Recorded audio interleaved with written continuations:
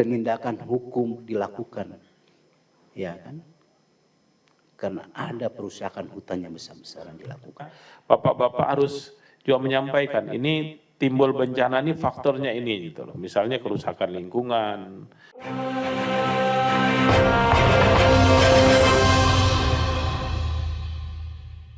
Saat raker dengan Komisi 5 DPR RI, Kepala BMKG dan Kepala Basarnas diminta secara terbuka menceritakan apa sesungguhnya yang terjadi di balik bencana alam di Sumatera dan Aceh, sebab penjelasan pemerintah yang beredar di media sosial bertentangan dengan fakta di lapangan.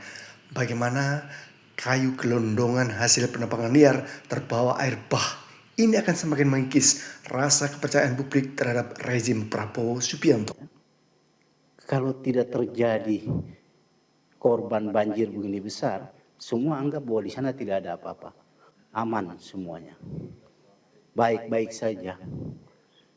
Ya kan? Setelah kejadian baru terbuka mata bahwa ternyata ada perusakan hutan yang begitu besar di sana.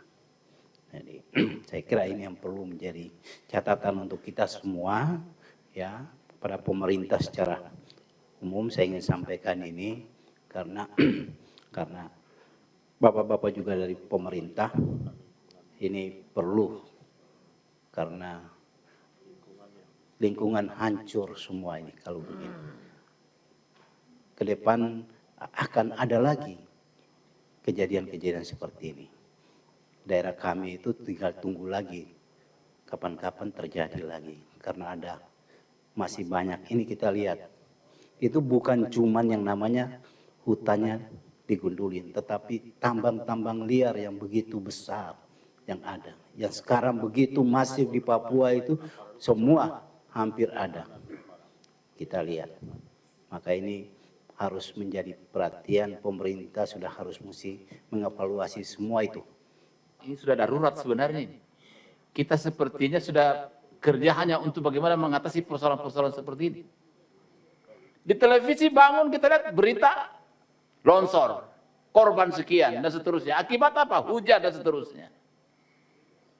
Ini mesti ada konsep, Pak. Pemerintah tidak boleh diam dalam persoalan ini. Mesti duduk secara bersama-sama cara apa yang kita pakai agar yang namanya kejadian bencana-bencana semacam ini, kalaupun tidak hilang, terkurangi jauh dari apa yang terjadi sekarang ini.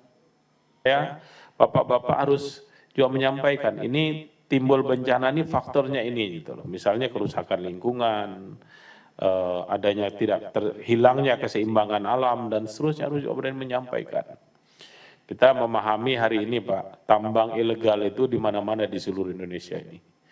Dengan harga emas yang begitu tinggi hari ini ya, ini tambang ilegal itu masif sekali, Pak. Dan ini menurut saya salah satu juga faktor sehingga terjadinya kerusakan lingkungan yang masif. Ya. Demikian juga tambang-tambang bahan tambang yang lain.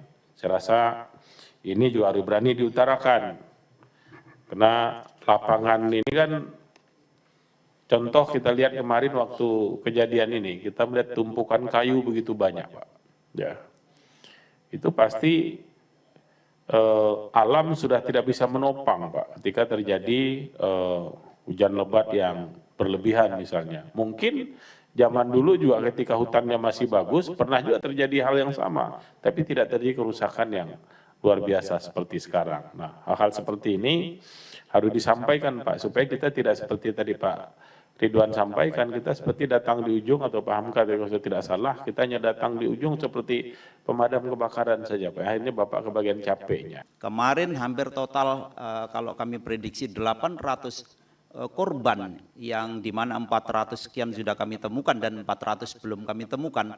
Kemungkinan besar karena tersapu. Ini menjadi PR bagi kami, juga ada Badan Geologi yang akan kami ajak kerjasama, serta Kementerian PU untuk bencana banjir khususnya.